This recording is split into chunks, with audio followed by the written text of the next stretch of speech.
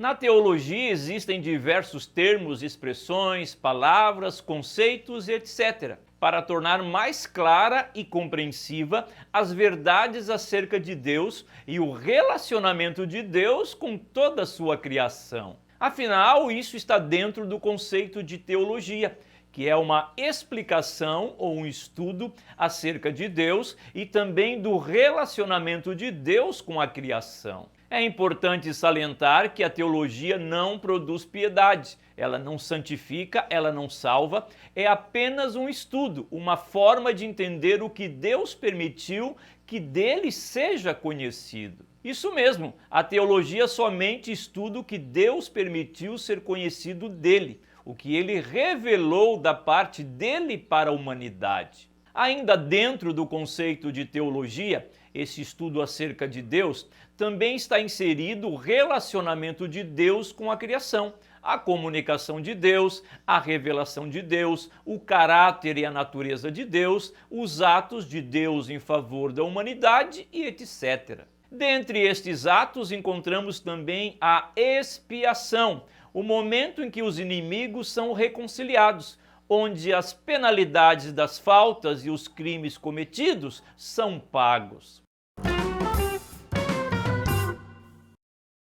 Olá, tudo bem com você? Sou Moisés Brasil e seja muito bem-vindo aqui no canal. Que bom que você chegou até aqui no vídeo. Isso é um sinal que você tem interesse nos assuntos acerca de Deus e do relacionamento de Deus com a criação, ou seja, estudar teologia.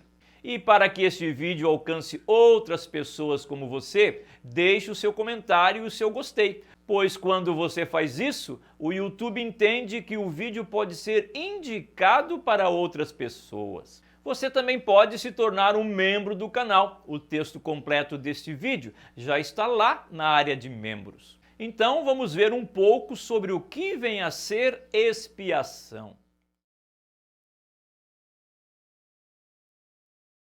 A palavra expiação na língua portuguesa tem origem latina, expiatione, que quer dizer reparação de culpa. Alguns afirmam que a palavra expiação tem origem nos anglo-saxônicos, trazendo o sentido de transformar em um, ou seja, um processo de trazer aqueles que são inimigos para uma harmonia e unidade.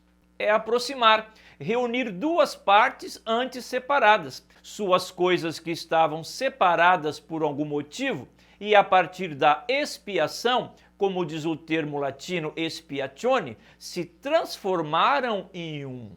Na teologia, a expiação é um termo de grande valor, pois diz respeito à obra de Deus por meio de Cristo, a fim de restaurar a comunhão com a humanidade, decaída pelo pecado. É importante não confundir expiação com propiciação. Enquanto a expiação é um ato de reunir inimigos distantes, a propiciação é uma ação ou rito de procurar agradar alguma divindade. Ou seja, enquanto a expiação, por um ato, aproxima partes distantes, a propiciação procura oferecer algo agradável para satisfazer algum tipo de exigência.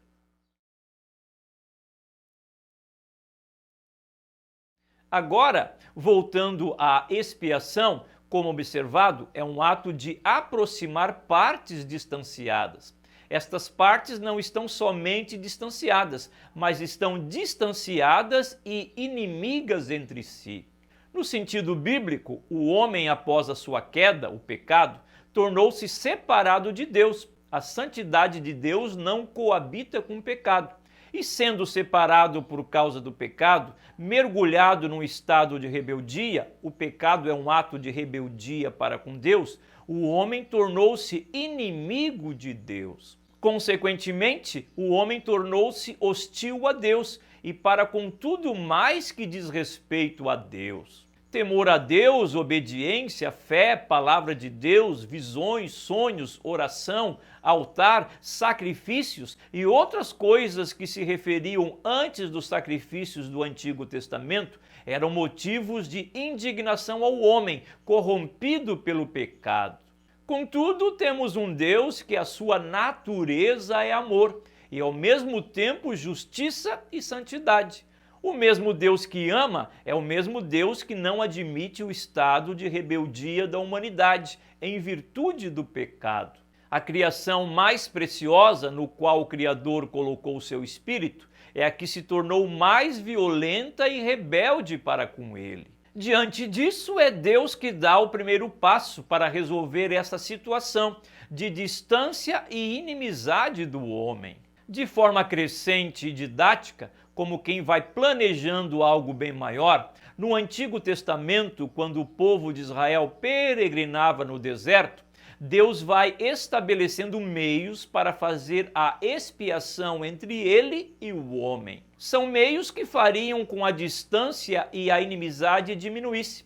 Estes meios seriam temporários, por isso teriam que ser repetidos de tempo em tempo. Assim, estabelece a Moisés que o sacrifício de alguns animais apontados por Deus faria expiação por meio do sangue. Estes animais deveriam ser selecionados sem defeitos e separados para um dia específico onde seria realizado o sacrifício. Quem merecia a morte era o homem pecador. No entanto, a morte de alguns animais substituiria temporariamente o homem pecador. Logo, teria que fazer novamente todo o rito sacrificial para que houvesse a aproximação, a reconciliação entre Deus e o homem. A morte desses animais satisfazia temporariamente a justiça e a santidade de Deus, que exigiam a aplicação da morte ao pecador. Afinal, a santidade e a justiça divina não permanecem juntas com o pecado. Ou a justiça e a santidade de Deus permanecem, ou o pecador permanece. Assim, estes sacrifícios eram realizados pelos sumos sacerdotes, no chamado Dia da Expiação, onde anualmente os pecados eram confessados, os ritos sacrificiais eram feitos e o povo se aproximava de Deus. Contudo, no ano seguinte, tudo teria que ser repetido, pois não era um sacrifício único e perpétuo.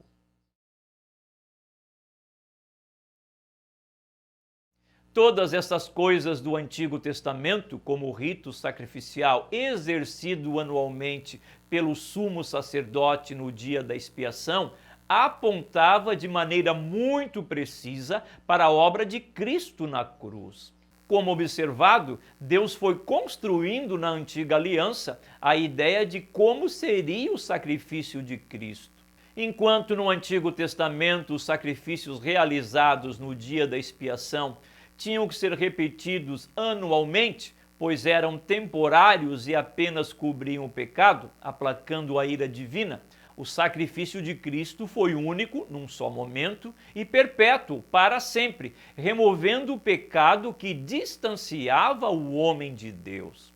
A morte de Jesus concretizou, tornou real o que o dia da expiação do Antigo Testamento predizia. A transitória aproximação de Deus ao homem da antiga aliança dá lugar a uma perfeita reconciliação entre o Criador e a criação. Deus, por sua graça, iniciou a aproximação em direção ao homem, separado pelo pecado, mas devido à sua justiça e santidade, deveria deixar uma certa distância do homem. Então, em Jesus, Deus se fez homem, nasceu como homem, viveu como homem, contudo, não pecou como homem. E, além disso, atraiu os homens à reconciliação com ele, exercendo o papel sacerdotal de mediador entre Deus e os homens. Por sua morte, executou a expiação, anulando a distância e a inimizade do homem para com Deus. Resumidamente, na teologia, a expiação é o ato divino por meio de Jesus, cancelando o pecado, proporcionando ao pecador arrependido, por meio da fé em Jesus, a reconciliação com Deus. A expiação por meio de Cristo anulou a inimizade do homem para com Deus e trouxe o homem novamente à presença de Deus. O ato da expiação realizado por Jesus foi único, não haverá outro ato expiatório e remove todo o pecado de qualquer pessoa que nele crer. Ei, não saia aí do canal, assista mais um vídeo. Alguns minutos a mais só irão lhe acrescentar um pouco de conhecimento. E obrigado por sua atenção. Um abraço e até um próximo vídeo.